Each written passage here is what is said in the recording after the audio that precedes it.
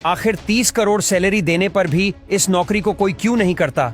दरअसल इस light house की सुरक्षा करने के लिए ना ही कोई आप पर कभी कोई नजर रखेगा, ना ही किसी चीज की रोक टोक होगी। आपको जब चाहे तब सोना है, जब चाहो तब खाना है और साल के 30 करोड़ रुपए सैलरी ले लेनी है बस। इसके लिए आपको सिर्फ एक ही काम करना होता है, वो है इस लाइट हाउस की ऊपर लगी लाइट्स हमेशा जलती रहनी चाहिए। आइए जानते हैं इसके पीछे की पूरी कहानी। इस लाइट हाउस की लाइट्स हमेशा जलती रखने के लिए इतने सारे फायदे और पैसे मिलने के बावजूद भी लगभग कोई भी इंसान इस जॉब को करना ही नहीं चाहता। दरअसल ये तो हम सभी जानते हैं कि किसी चीज में अगर कुछ अच्छाई होती है तो कुछ बुराइयां भी होती है।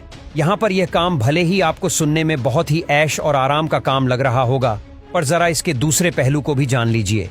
यहाँ पर कोई भी आपके पास बात करने के लिए नहीं होगा, नहीं आपको कोई देखने वाला होगा, और सबसे खतरनाक बात तो ये है कि इस एरिया में बहुत ज्यादा खतरनाक तूफान भी आते हैं, और जो तूफानी लहरें होती हैं वो तो इस टावर से 100 मीटर ऊपर तक टकराती है। इस जॉब में जान जाने का भी खतरा रहता है। कई सालों पहले रेस्क्यू ऑपरेशन करते वक्त ये पिक्चर ली गई थी। यहाँ पर साफ साफ देखा जा सकता है कि लाइट हाउस का कीपर किस तरह तूफान से घिरा हुआ है। अगर ये तूफानी लहरें पूरी तरीके से लाइट हाउस को कवर कर लेती है तो उसकी जान को भी खतरा हो सकता है। ऐसे लाइट हाउस को बनाने का एकमात्र मकसद कई लोगों की जान को बचाना और पानी के रास्ते ट्रेड करना था, क्योंकि ट्रेड करने वाली शिप जब भी पानी के रास्ते रात के टाइम इस जगह से तेज रफ्तार से गुजरती थी, जिस वजह से ये पानी के नीचे नुकीले पत्थरों से टकराती थी और शिप डूब जाती थी।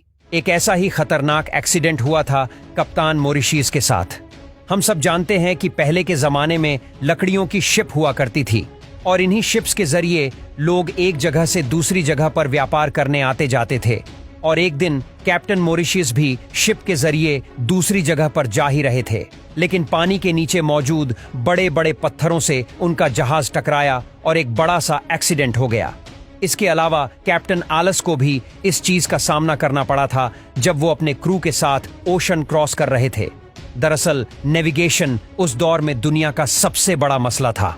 जीपीएस या फिर कोई एडवांस सिस्टम तो होता नहीं था, तो वहां के लोग बादल को देखकर दिन का पता लगा देते और रात में एकदम से बादल आ जाते थे, जिसकी वजह से सितारे छुप जाते थे, जिनको ये देखकर रास्ते का पता लगाते थे।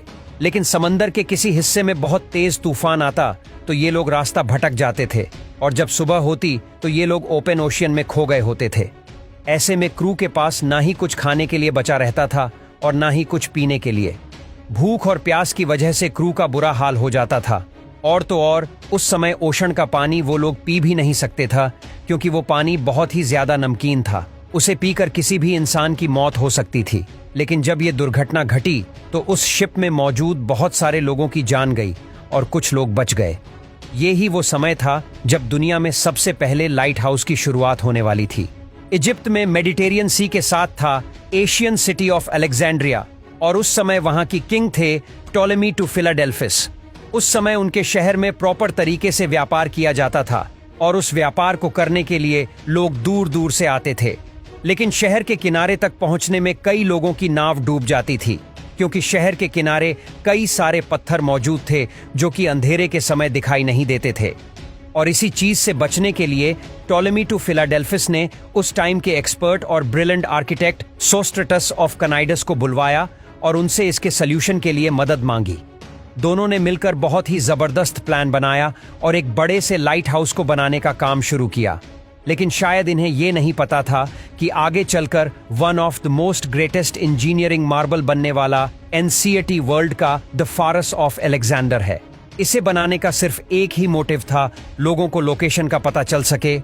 इसकी हाइट 384 फीट थी और उसको व्हाइट मार्बल से बनाया गया था। इस लाइट हाउस के ऊपर बहुत बड़ी आग जलती थी, जिसको हर वक्त ऑयल और लकड़ी की सप्लाई मिलती रहती थी। इस लाइट हाउस को दुनिया के साथ एंशिएंट अजूबों में से एक भी माना गया था। इस लाइट हाउस की मदद से मीलों दूर जहाज को भी इसकी रोशनी आराम से दिखाई देती थी। जैसे ही लाइट हाउस के बनने की बात फैलती है तो दूर के सेलर्स ने सुकून की सांस ली, और अब उन लोगों को इस लाइट हाउस की वजह से अलेक्जेंड्रा के पास पथरीले पानी को नेविगेट करने की जरूरत ही नहीं पड़ती थी। तो ये दुनिया का पहला लाइट हाउस सेलर के लिए एक सेफ्टी का सिंबल बन गया था, और यहाँ से फिर लाइट हाउस का कॉन्सेप्ट पूरी दुनिया में फैल गया। इस लाइट को मिलो दूर से आराम से देखा जा सकता था। इस तरह से इन लाइट हाउस की मदद से शिप्स को खतरे का आराम से पता चल जाता था। तो क्या आप ये नौकरी करना चाहोगे? नीचे कमेंट जरूर कीजिएगा।